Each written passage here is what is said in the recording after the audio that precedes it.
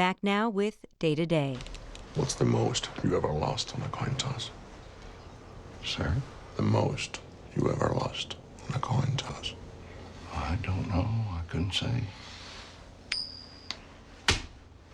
Call it. In the film No Country for Old Men, actor Javier Bardem plays a vicious killer named Anton Chigurh. Never before in the history of film has a simple coin toss been so utterly terrifying. Javier Bardem just won the Golden Globe for Best Supporting Actor for that performance, and he joins me now from NPR's New York bureau. Welcome to the program, Mr. Bardem, and congratulations. Thank you very much. Thank you. The film No Country for Old Men is based on a book by Cormac McCarthy, and in the book there's very little description of your character, only that he has blue lapis eyes. How did you take that brief description and turn it into a character? Well, I guess that was the challenge, which is to try to bring what he represents, which is kind of an icon of a symbolic figure of what violence is, and put that into a human behavior. I understand that at first you were a little bit concerned about the violence in this film. How did you make peace with that violence? It's not that I make peace, it's like that the coins are the coins, and you know... The Coen brothers who directed this film. Yes, and I know they are taking very good care of that, like it's not going to be empty violence, or violence that it's just gratuitous. It's a violence that is really telling us something because there's a statement behind it.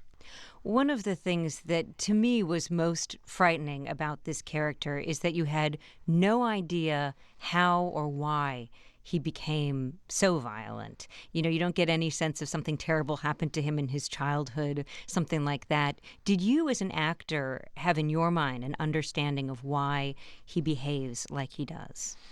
Basically, we are talking about a character that comes out of nowhere, goes back to nowhere, and he's kind of a force of nature, kind of a violent fate that the rest of the characters have to face. So basically it was not important what happened to him before, but what he creates in people in this very moment. The character seems to have a certain code or a set of rules that he abides by in terms of who he kills and who he doesn't kill. What were those rules for you? Well, those rules were pretty good described on the book of Cormac McCarthy, and I guess it has to do with fate. And I think also, I read also, maybe it was my own reading of it, that what Chigurh represents is the logical, violent reaction to violent actions taken by some other characters, which is to say, violence doesn't fix any situation, doesn't get things better, only creates more misery and pain, and is something that will always come back to you, no matter what. So I think that basically he brings that philosophy with him, which is, I'm here because you call me. I was recently watching another one of your films, the film Before Night Falls, and you play the Cuban poet Reinaldo Arenas.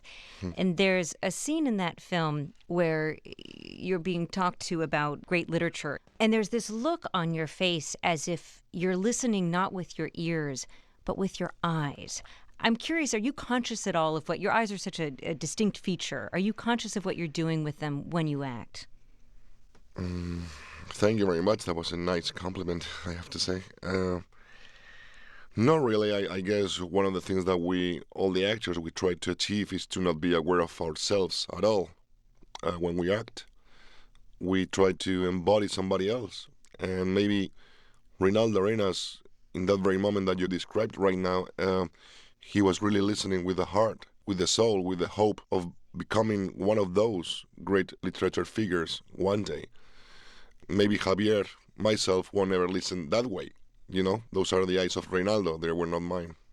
You recently won the Golden Globe Award for Best Actor in a Supporting Role, and you've been nominated for Golden Globes twice before.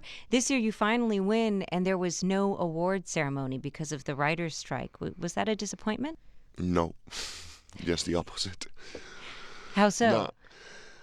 I mean, because at the end you are on the sofa watching the TV, very comfortable, and you don't have to put a suit and do a carpet. That's why.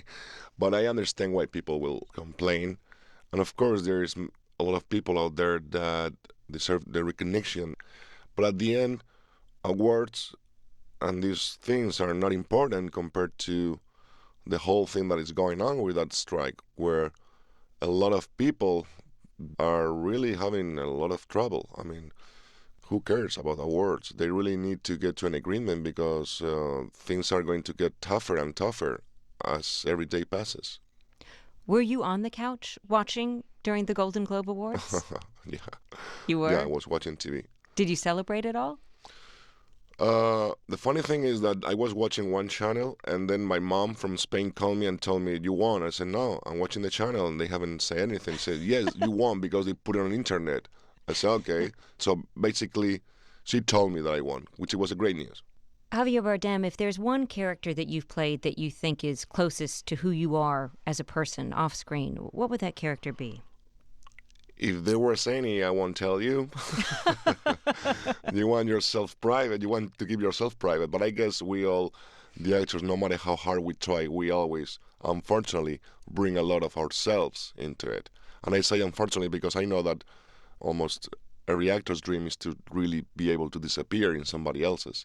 But it's hard. Only the great geniuses, which are few of them, can do that. So the answer is a lot of me's in everywhere, but not in sugar. Not in sugar, yes, No, I that's for would sure. hope not. Thank you. I take great comfort in knowing that. Thank you.